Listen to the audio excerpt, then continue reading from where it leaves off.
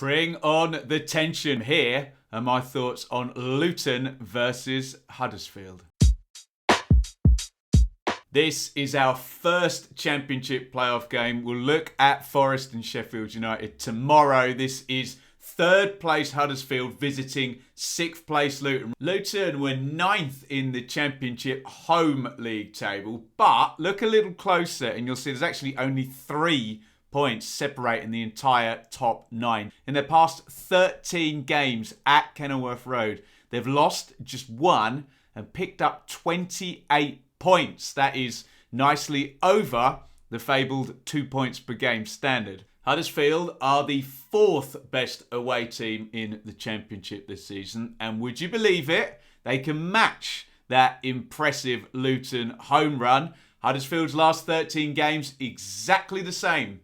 1 defeat, 28 points. Back in October, the league game between these two at this venue ended 0-0, with the stats telling us Luton probably created the better chances. How about this? I'll do you a deal. Hit the like button right now, and I promise this game will not end 0-0. Let's look at the team news. We'll deal with Luton first. We're expecting a back 3 in front of emergency loan keeper Matt Ingram. That has been Nathan Jones' go-to shape.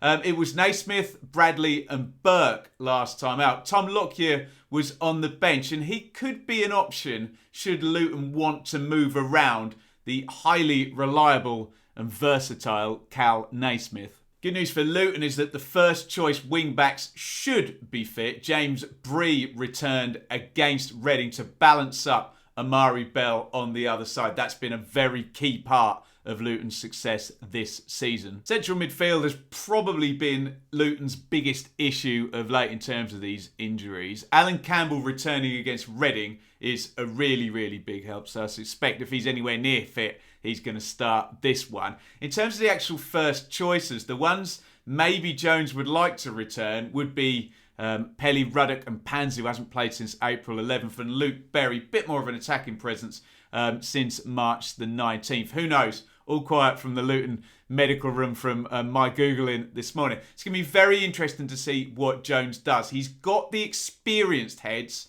that are not going to be overawed by this, Henry Lansbury and particularly Robert Snodgrass. That could be an option. Jordan Clark was used in the last game against Reading. And then if he does want to tighten this up and go fairly pragmatic, he can bring a centre-half forward. We already mentioned Cal Naismith. Gabriel Osho has also done that job this season. Up top, Luton would love to see Harry Cornick and Elijah Adebayo paired. Cornick looks likely. He started and scored that lovely he's behind you goal against Reading, but 16-goal top scorer Adebayo hasn't started since April the 23rd. Cameron Jerome has bags of experience in terms of playoffs. He's been there, done it. He's an option, and he did start in the last game against Reading. Admiral Musgrave, probably less likely. They would really, really love Adebayo to make a very timely return from injury, though, I'm sure. I know there's a lot of guesswork, but why not get your comments in below on how you would see Luton lining up in this one. For Huddersfield, we would expect a back 3. It's been the case for the majority of the season, in front of keeper Lee Nichols, who actually got a rest last time out against Bristol City. In terms of the centre-halves, Corberon has tweaked and pushed and pulled. There's good physicality there. Tom Lees, Naby Sarr all offer that. Chelsea, Loney, Levi Coyle is very young but very good and offers a bit of Premier League zing. Corberon also hasn't been afraid to tuck in Ollie Turton, who's a fullback. Even captain Jonathan Hogg moved back from centre midfielders as well. I suspect going away to Luton in a playoff game with the stakes as they are, there'd be more a propensity here to play the stoppers and go with the physical presence at centre-half. Harry Toffolo seems a bit of a certain pick at left wing-back. He's been in brilliant form lately and turned into a bit of a goal machine. Right wing-back is quite interesting because there's a star player, Sorba Thomas, going down that side of the pitch somewhere. They could use him at wing-back, at which point he gets involved in the moves a little bit earlier on, especially if it's a tight game. He might get on the ball a bit more. Or he could be further forward and we could see Pippa the Spaniard in at right wing back. Central midfield seems fairly well set for Huddersfield with Lewis O'Brien and Jonathan Hogg. Carlos Corberan could drop an extra one if he really wants to make sure of defensive solidity in this game. I would think that would be Scott High or more likely John Russell. Up top, 14-goal top scorer Danny Ward is likely to play whether it's a 2 or a 3. Daniel Sinani partnered him in a 2 last time out. He's a good set play guy as well. If it's a 3, you can probably add Sorba Thomas into that conversation. There's also Dwayne Holmes and Josh Koroma would come into Corberan's thoughts, although I would suspect only if he's going to go with some kind of front 3.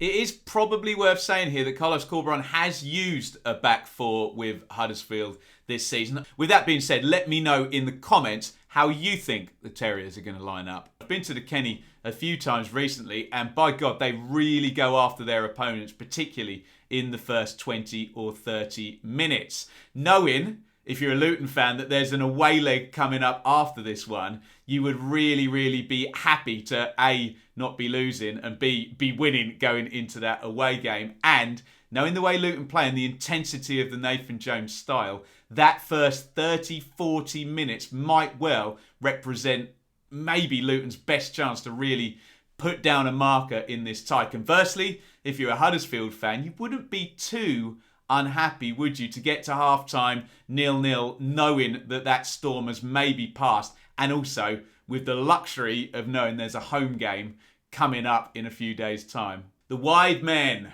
the wing-backs, could be absolutely key in this one. Brian Bell for Luton, Toffolo and Thomas. In-game set plays, these guys have been really, really important, not just in terms of defensive output, but with attacking output throughout the season. If either or both managers go for a 3-5-2 and drop that extra central midfielder in, you know where the space is going to be, and it could be that whichever pair of wing-backs, whoever is selected for either side, could be the key figures in a tight game. Set pieces. Huddersfield have had an absolute field day from set pieces this season. It's been one of the big things they've outlined that's helped them move from 20th up 17 places to 3rd since last season. They got 20 goals from set-piece situations, Huddersfield, this season. Sorba Thomas with the deliveries, Sinani, we've mentioned those big centre-halves. We've all seen the one where they line up behind the back post and run across the 6-yard box at different speeds. It's all very well identifying it, but teams really struggle to stop it. Away you go then, get your predictions down there in the comments. You know me, I love your passion and your enthusiasm for the club you support. If you do support one of these two, I kind of already know what you want to happen, so I'm much more interested in what you think is going to happen in this first leg.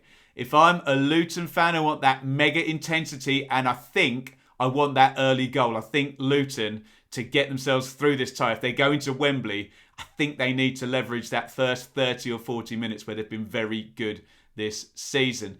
I think a draw going into the second leg suits Huddersfield more than it suits Luton. If you flip that on its head, if I'm a Huddersfield fan, I'm probably happy to take things back to the John Smith.